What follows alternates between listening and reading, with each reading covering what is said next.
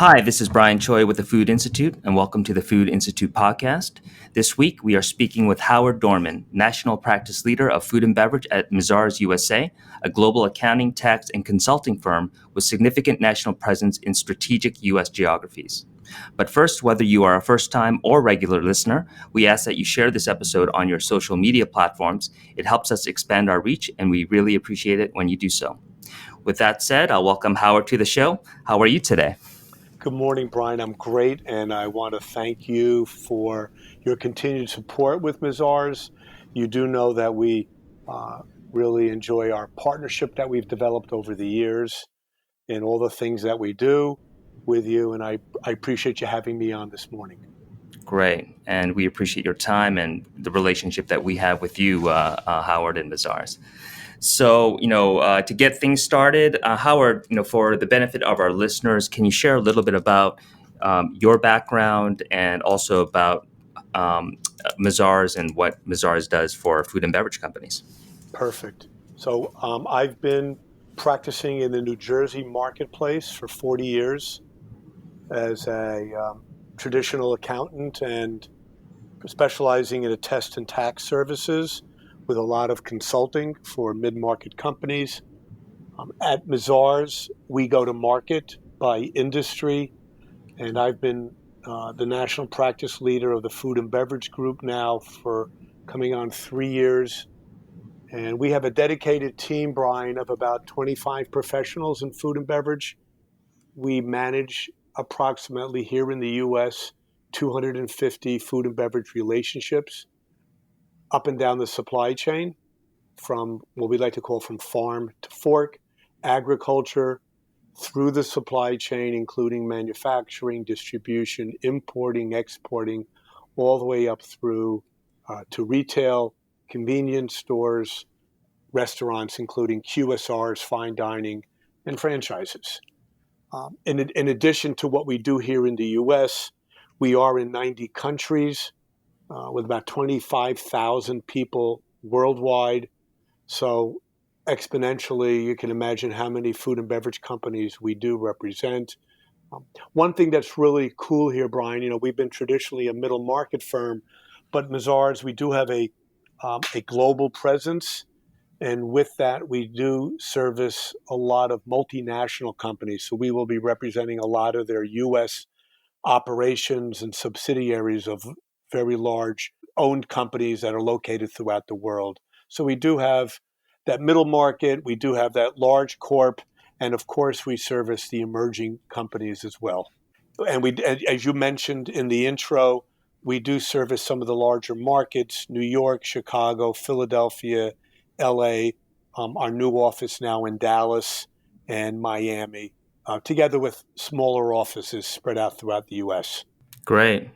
So it seems like you are a perfect person to be talking about the topic on this podcast. So with that, I'll start off with our first question, Howard.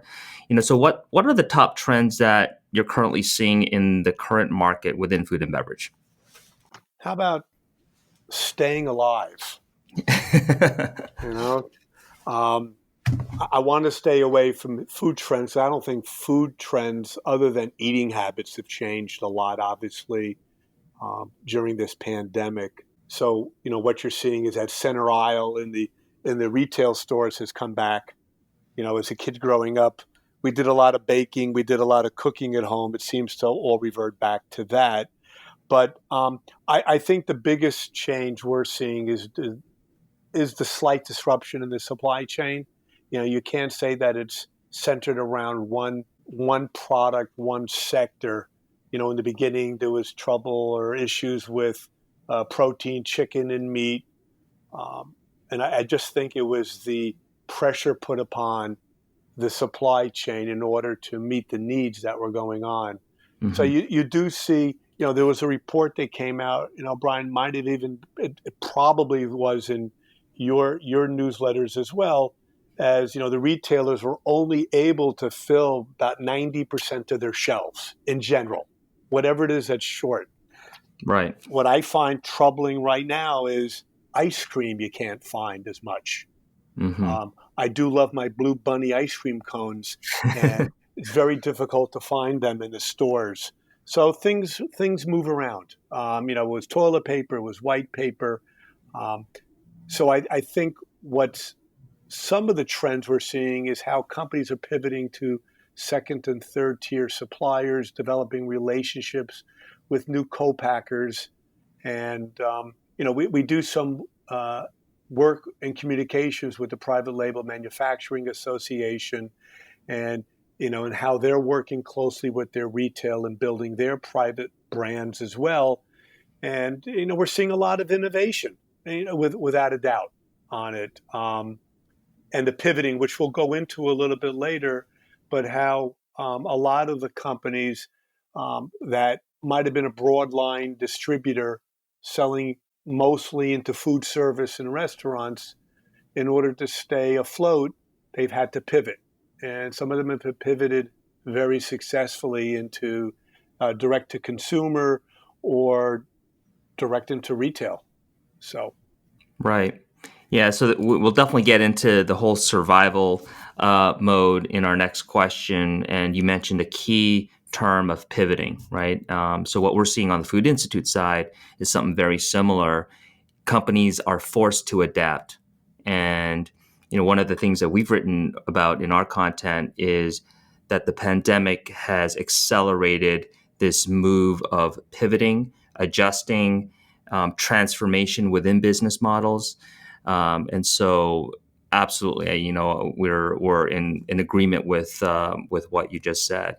I want to touch upon one of the events that you recently had at Mazars, and that's the virtual event where you had Aero Farms and Blue Nalu. So this is a different sort of trend that we're seeing on our side is the level of innovation, right? And so, from your standpoint as the national practice leader of food and beverage, what were some of the main takeaways from that event that you'd like to share with our audience? That's a great question. Every industry's had to pivot during this pandemic. So in our case here in the food and beverage, in the past, we had hosted 3 to 4 physical events every year in our major markets, attracting 200, 250 C-level people to hear a great panel discussion amongst food and beverage leaders, as well as good networking. So here we are in March and April. What are we going to do to supplement that? And in July, we did our first virtual event. A little nervous about doing it, didn't know what the expectations would be. Mm-hmm. The good thing is we had 2 great speakers in Blue Nalu with Lou Cooperhouse and with Aero Farms and Mark Oshima.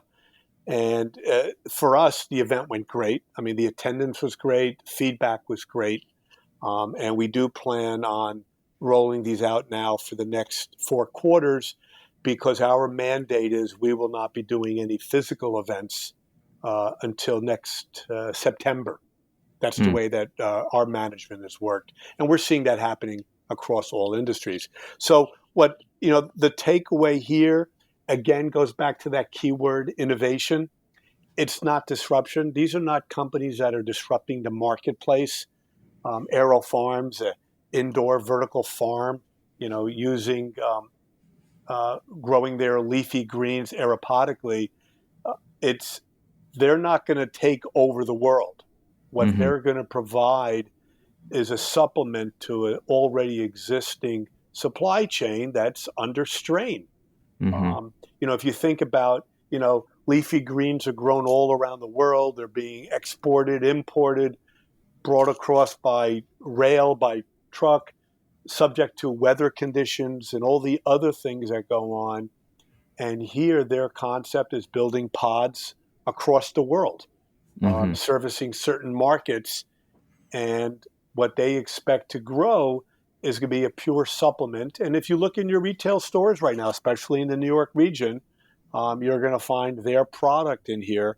And it's definitely like the invasion of the body snatchers. It's technology meeting food and beverage, where they can control the environment. They control the taste and the color and the savory flavor behind it. And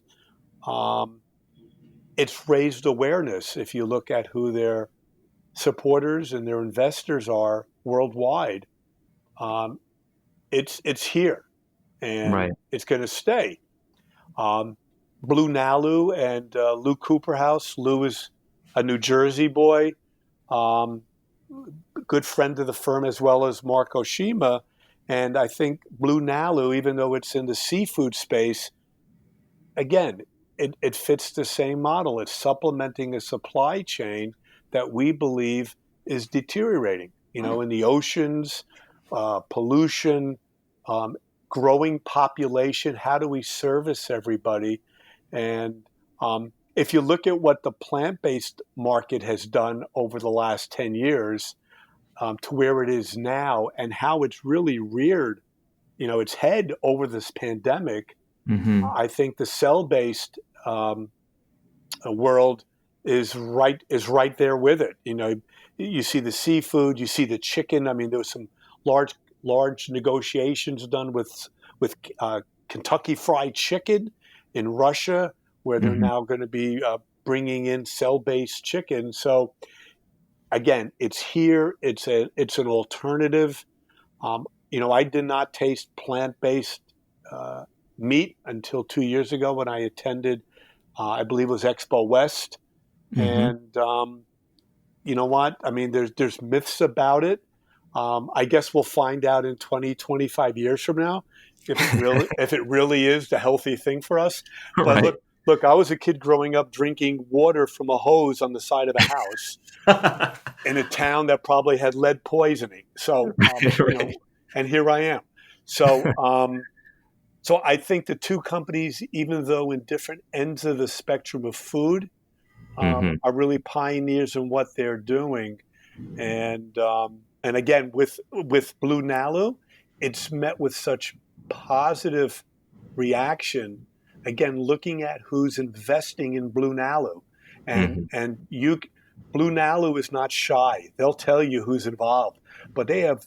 It's not only worldwide investors; they've got worldwide players that are in the food and pet food industry that are investing in this process. And I think that says a lot to what's coming around the corner.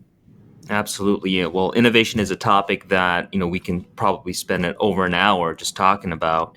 And but I'd like to switch gears and bring it back to one of the comments you made earlier in our conversation about survival, right? So a lot of our companies that we're seeing, and probably what you're seeing, Howard, they're in survival mode.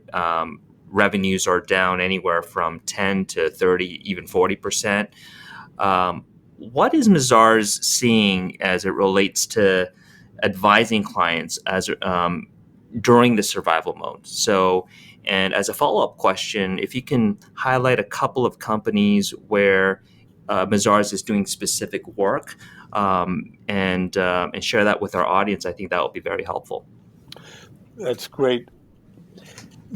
One thing that we do fancy ourselves, even though we are in a traditional accounting firm, I believe that our partners and our professional staff have pivoted over the years to be business advisors. And I think that's really shown over the last 6 months. I mean, we have certain sectors that just got hammered, Brian.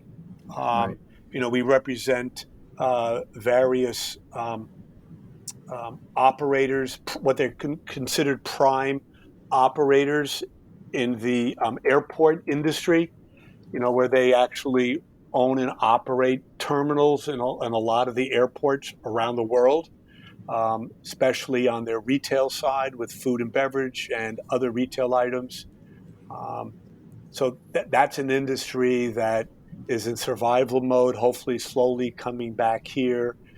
We've done some services there about just talking about survival. How do we cut back to a bare bone? How do we Mm-hmm. preserve capital? These are the things that we're talking with about our clients. The preservation of the fabric of our company. Mm-hmm. How do we maintain the key assets, future cash flow potential, and how do we prioritize and look at the options that are available for these companies? We have companies that are just in the middle of it, and they're in they've been able to go maybe on the retail side where their online presence in the past has been I guess, in concert with the rest of the country. Online business might have been 7 to 10% of their business. That has spiked. You know that. That's spiked Right. to 25, 30%.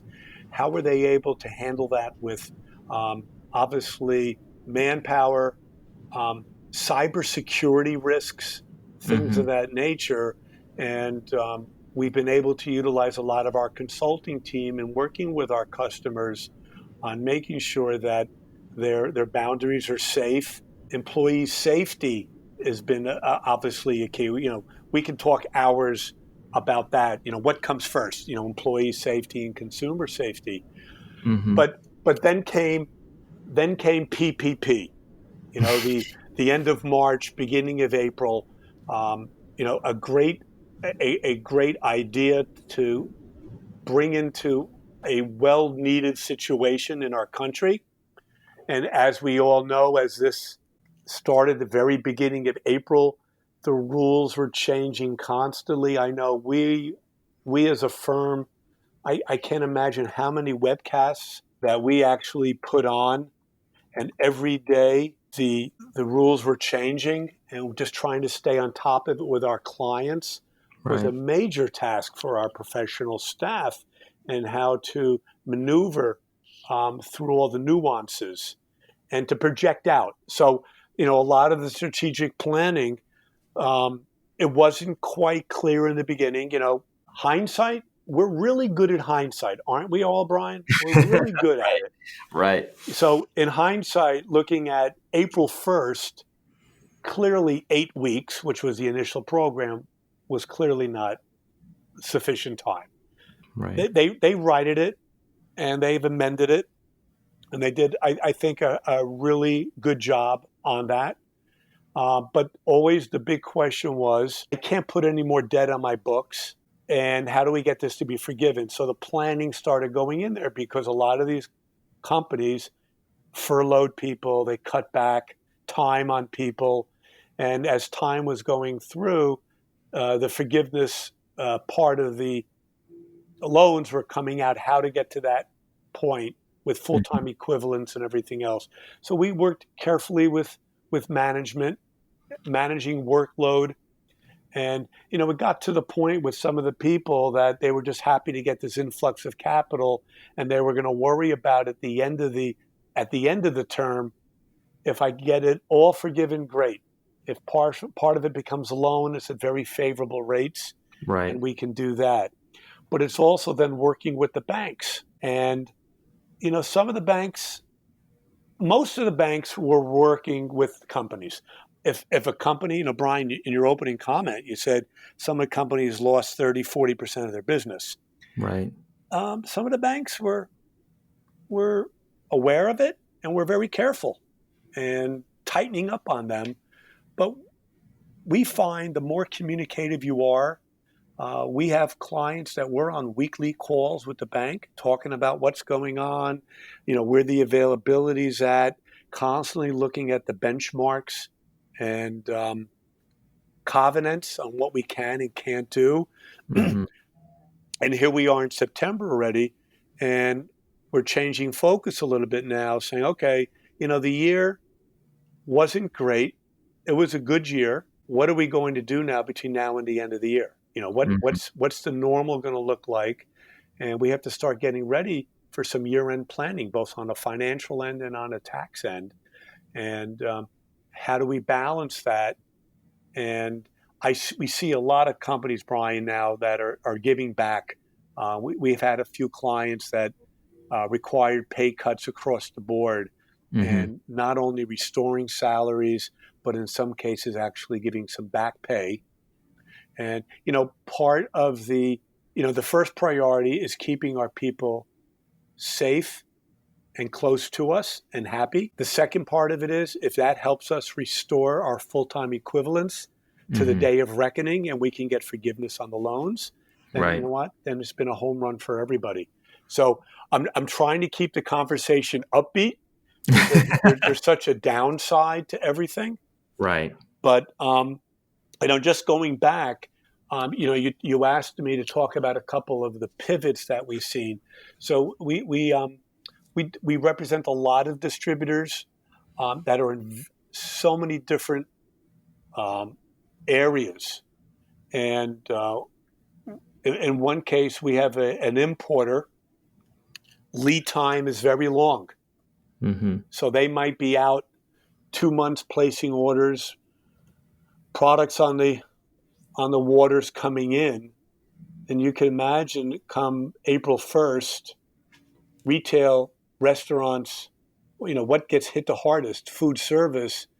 And, some of our clients were importing food for food service. So now they're sitting with inventory, excessive inventory here in the United States. Stable, not a problem. It could stay. We're not talking about any particular inventory that's going to be deemed bad because of COVID. We were getting some tax relief on that. There were some part of the CARES Act. We can go back to restate 2019 and write down some inventory. So there was some relief in that. But now it's a matter of how do you manage it? So we've had clients that had to go out, secure additional space in order to save, to store the goods. And over time, they've been able to do it, but now it's managing your supply chain. So we were working carefully with this particular company on extending some of the lines of credit and ensuring that we're able to get through this period through some very careful cash flow analysis. And you can imagine when you're doing forecasts, how optimistic you are, but right. Which I've never seen in all my years, a forecast that didn't show great things happening. But here we had to really scale it back and say, okay, where's the low point in this, and let's build from there. And a lot of decisions were made about that because really you got to preserve the fabric of your company. You have to protect shareholder capital investment. Right. You do have to maintain current income and livelihood for your shareholders, your managers, and your staff. That's been a very important fabric in most of our clients, to be very honest, is just maintaining the lifestyles. The meat and potatoes of our firm are middle market. A lot of them are family-owned, second, third, fourth generation companies. So you can imagine how they do take care of their employees, their family, and that's right. important. And then obviously the last piece is ensuring that our debt is being paid, that we're in good financial standing. So we do go through all these steps. We have one client in particular, a restaurant group, QSRs. I would say they had about 15 or 18 establishments in a major metropolitan area. And come April 1st, they shut down. I mean, They really assessed what was going on, and they felt it was easier shutting down, keeping some people on, furloughing others, and kind of a waiting game and assess what's going to happen. We sat down with management right after, and we did a shareholder priority and strategic option, like a decision matrix. What are we going to do with what we know on April 1st? Right. PPP's coming around the corner. Restaurants weren't opening to a certain extent, especially in the major markets. And we started assessing how and when we can open, how do we open, which stores do we open, and started plugging in some forecast information, assuming different rates, 25%, 50% capacity. I mean, we were thinking of these things even before the governments were handing down mandates. And they stayed shuttered probably until middle June, applied for the PPP, second round, and opened up a couple of key locations just to keep it open. I mean, breaking even, you have to always worry about your brand because in any sector. And I would say right now they're probably at 50% of the stores are open. Several of them probably will not open. and there's still, what's going on in the major cities. It's still a battle. It's still a battle to stay open. In New York, it's tough. You don't have the sidewalk space that we have out here in the suburbs. Right. We see some restaurants out here in the suburbs that have more space outside than they did inside. And New Jersey, starting tomorrow, we're going to 25% inside. Right. So, That's a huge step. it's a huge step in so many ways. And, Right. obviously our guards are up on it. Yeah. But so these are the things on the business advisory side that we've been helping our clients. And I must say, we always say to stay in contact with our clients. Some clients we talk to all the time. Some clients, it's a quarterly meeting, it's a monthly meeting, and some it's annual audits. A white glove approach, couple of manager meetings. And I must say, communications has stepped up. We've been working hand in hand with a lot of our clients, and I think Mhm. it's furthered our relationship with them, and they're really looking at us now, really as a true trusted advisor, and I think that's a key takeaway for us at Mazars. I mean, we could look back upon this and say, you know what, we all did good on this one. Right. No, that's a huge point. Especially in this time where we can't meet face to face, having that regular touch point and continuing to build that relationship. That's one of the things that I've seen here at the Food Institute is reaching out to folks and asking how we could be helpful to them. And I'm sure you're doing it on the Mazars side. That means that means so much to them, right? And that's that whole family atmosphere. And I think that's one of the things in the food industry that I really particularly appreciate is that though it's a large industry, people in general, whether you're a competitor or not, there's a sense of camaraderie, right? And you see that not only in the industry as a whole, but even within these businesses. And so, that's one of my optimistic things that I'm seeing is that the level of communication and care, right? And yeah, I think that's something that will continue going forward, and I think will help the industry overall. Um, I want to pivot a little bit, and I want to talk about the election, and I don't want this to be a political discussion, Oh but boy, oh boy. but as we're approaching November, obviously there's a lot of uncertainty of which administration is going to take office next year. And so, from your perspective as a business advisor, advising many different types of food and beverage companies, what should companies be preparing for as November approaches, or even towards the end of the year? Whether it's estate or tax planning or some other issues, what can you tell these food companies of how they should be preparing? Boy, Brian, you really want to be controversial. No, this is not. This is not controversial.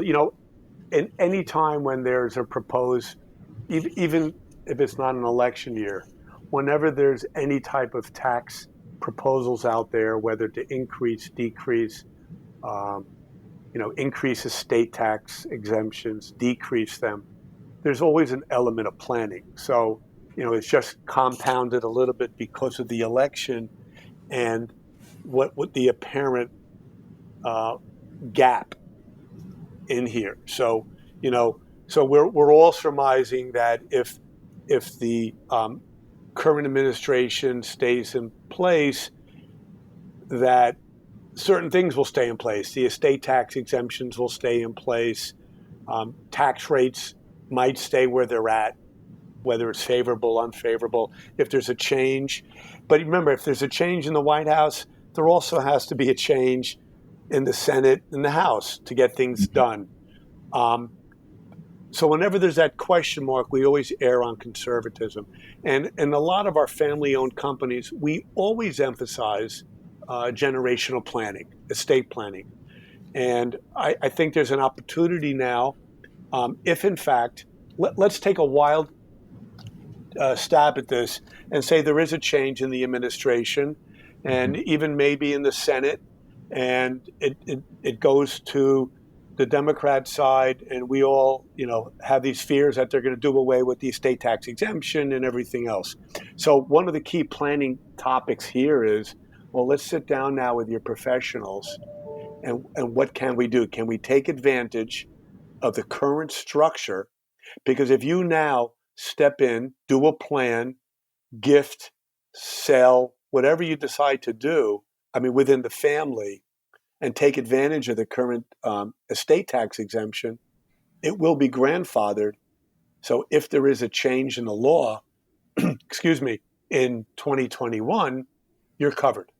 So you should be sitting down with your accountant, with us, of course, and your attorney and your financial planners, and looking at what's left in your gift tax exemptions. Go out, have valuations done. We've talked about how companies have pivoted. It'll be great. I would be very happy to say if my client's company is valued more today than it was a year ago during this pandemic. Well, that's great. Okay, that means business has been good. But all in all, if the business valuation comes down because of the pandemic, and it gives you an advantage to come in, evaluate the company, and then you could do some gifting, then it could be a home run for you and the family. So that would be taking advantage of the current tax situation. And if there is no change in the administration, well, guess what? You still have done your estate planning, and hopefully you moved out some assets that have some very good opportunities of growing in the future. Now you moved it out to the next generation. So, I think that's a low-hanging fruit for a lot of people, and I hope a lot of people are in that situation where they can do that. So, as far as tax planning, look, we're coming to the fourth quarter. Things are like they have been in the past. We have profits. How do we reduce the profits? How do we take advantage of the different tax rates? There's still things, bonus depreciation. If you've made improvements into your facility, a lot of companies have invested or reinvested in their company over the last 6 months. So how do we take advantage of that? Research and development credits. So there's still a lot of things that are on the table. Now the time is to plan for it, but you also have to be careful to balance that now against your financial needs regarding your banking relationships, covenants. It's great to plan for tax, but you got to be careful on being able to show still the financial sustainability to the banks. Yeah, So, no, that's so who's the good guy and the bad guy here? You got the government, you got the banks. So you have to satisfy everybody here. So, there's some carryover from the CARES Act that companies should be aware of. I would consult with your accountants on any year-end planning. You have time to do it now. And you've gotten through what I would think for a lot of companies, a really crazy time. Hopefully you're all taking some time off now for the Labor Day weekend. But as you get now into the middle of September, now you have decisions to be made, and some decisions are not clear yet. So everybody's got their PPP money. PPP money came in starting first week in April, all the way through maybe June. Maybe people are still applying for some PPP money, and they have a 24-week period to report off of. So if you got money, let's say April 15th, so 24 weeks is 6 weeks. So you're talking the middle of October is when you're going to have to start reporting to the banks and the SBA about what happened. How did you make out over this pandemic, and your application for forgiveness? What we don't know is how long it's going to take the SBA and the banks to analyze this information and come back with their findings. right. And is that going to happen in 2020 or 21? And if you ask the tax people, if the banks and the SBA come back, let's say beginning of January or end of January, and say, okay, you're forgiven on 90% of it. What year is that impacting? Is it 2020 or 21? And it does have an impact because as of right now, the loan that's being forgiven is not taxable. That's been very clear. But the expenses that were paid with the PPP money under current law is not deductible. So what impact is that going to have on your business? So some careful planning has to be done here in trying to balance what happens if this gets thrown into this year or next year. So these are just things that people that are going to keep people up at night to worry about, and just to reach out to your professionals and have those conversations now, like anything else. Well, that's helpful, Howard. So this about wraps it up for the Food Institute podcast. We spoke about PPP, estate planning, tax planning, innovation, cost cutting, and so Howard, where can our listeners go to learn more about you and Mazars? You can go to www.mazarsusa.com/FB as in food beverage. Over the last 2 months, Brian, like yourself, I became a daytime podcast host. I guess I'll be fighting for you for our daytime Emmys come up in November. So you can find some of our content as well on the interviews that I've been doing, but you'll see all the content we're doing there. And you can reach out to me at howard.dorman@mazarsusa.com as well. And Brian, I want to thank you for allowing me to share with you what we're doing here at Mazars. Very proud of the work that we've done. I'm very proud of my partners and the professionals and the way that we handle things during this pandemic. And I hope to our listening audience, everybody is healthy and safe. Great. Well, we'll definitely share the relevant links in the description of this episode. So once again, I'd like to thank Howard for his time today. Remember, if you're new to the Food Institute podcast, please follow, like, and share. If you'd like to learn more about the Food Institute, please take a look at the links in our description to learn more about us and what membership could do for you and your company. Until next time, this is Brian Choi, signing off.